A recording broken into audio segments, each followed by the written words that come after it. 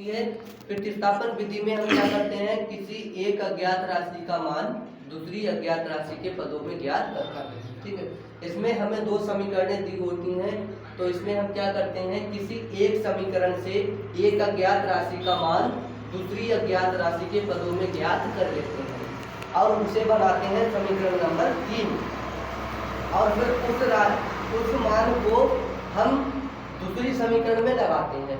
जिस समीकरण से हम मान ज्ञात करेंगे उस समीकरण में वो वाला मान नहीं लगाएंगे। वो वाला मान कहाँ लगाएंगे, दूसरी समीकरण में लगाएंगे, तो बाहर से हमें एक अज्ञात राशि का मान प्राप्त हो जाएगा।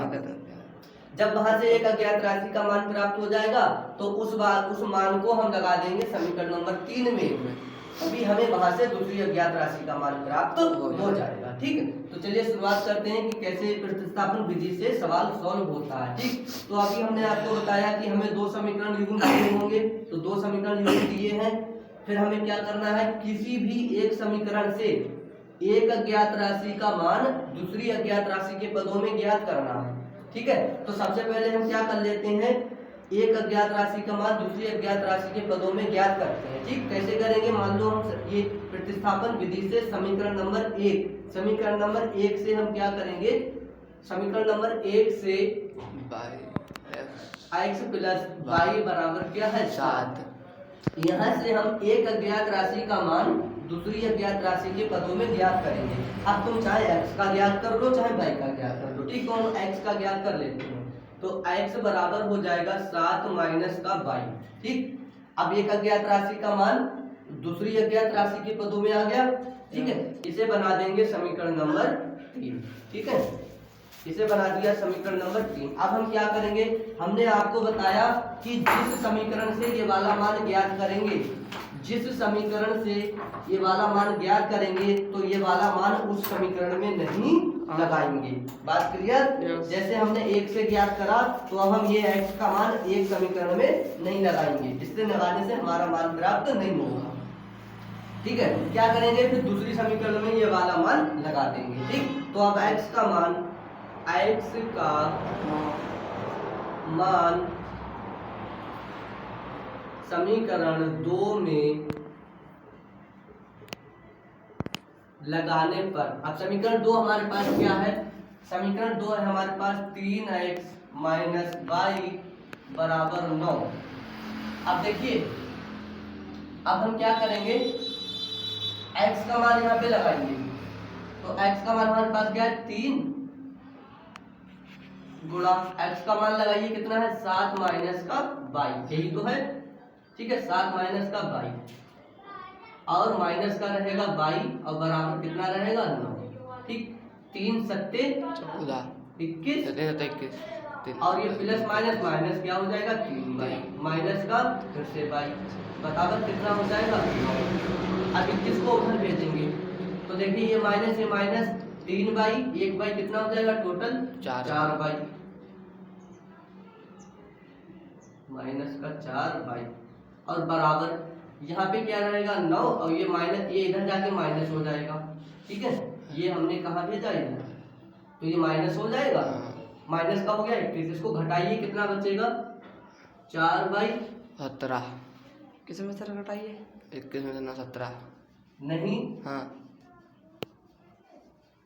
कितना बचेगा यहाँ पे बताइए 17 21 में से 9 घटाइए आप, हाँ तो 17 बचे 12 बचेगा 12 किसका बचेगा माइनस का।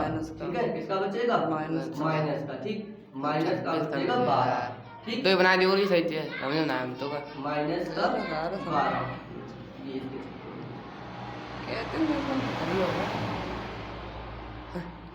ठीक है, माइनस का 12, अब माइनस से माइनस क्या हो जाएगा 10। ठीक, तो देखिए यहाँ पे क्या बचा हमारे पास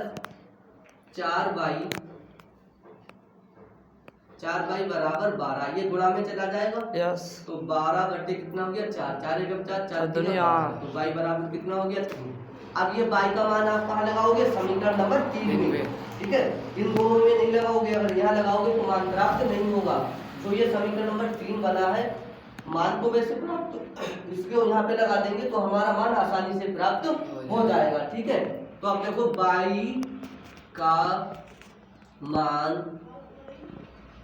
समीकरण 3 में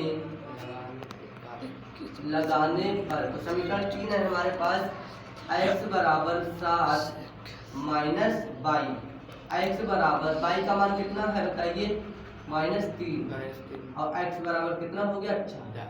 ठीक है, इस प्रकार से ये प्रतिस्थापन विधि से आपके दोनों मान क्या हो गए, प्राप्त हो गए, दोनों अज्ञात राशि के मान प्राप्त हो गए। तो प्रतिस्थापन विधि में क्या होता है, प्रतिस्थापन विधि में हमें दो समीकरण युग्म दिए होते हैं, जिसमें हमें सबसे पहले क्या करना है, किसी एक समीकरण से एक अज्ञात राशि का मान दूसरी अज्ञात राशि के पदों में आपको क्या करना है, ज्ञात करना है। जब आप दूसरी अज्ञात राशि के पदों में मान ज्ञात करोगे तो उसको बना दोगे समीकरण नंबर 3। ठीक है, अब आपने जिस समीकरण से ये वाला मान ज्ञात करा है, ये वाला मान उस वाली समीकरण में नहीं लगाओगे। जैसे यहाँ पर हमने समीकरण 1 से ज्ञात करा था ये वाला मान, तो हम ये वाला मान समीकरण 1 में नहीं लगाएंगे। किसमें लगाएंगे, दूसरी में लगाएंगे। अगर हम दूसरी से ज्ञात करेंगे तो ये वाला मान कहाँ लगाते, पहली में लगाते। और जैसे ही हम ये वाला मान दूसरी समीकरण में लगाएंगे, हमको एक अज्ञात राशि का मान ज्ञात हो जाएगा, ये हमको बाई प्राप्त हो गया था। अब हम क्या करेंगे, ये बाई का मान कहाँ लगा देंगे, समीकरण नंबर 3 में लगा देंगे, तो हमको दूसरी अज्ञात राशि का मान प्राप्त हो जाएगा। इस प्रकार से प्रतिस्थापन विधि से हमारे ये समीकरण को सॉल्व होता है, समीकरण हमारा सॉल्व करा जाता है और हमको दोनों अज्ञात राशि के मान प्राप्त हो जाते हैं। बताइए कोई डाउट यहाँ तक, कोई समस्या, कोई परेशानी हो तो दोबारा बता दें। क्लियर, ठीक है।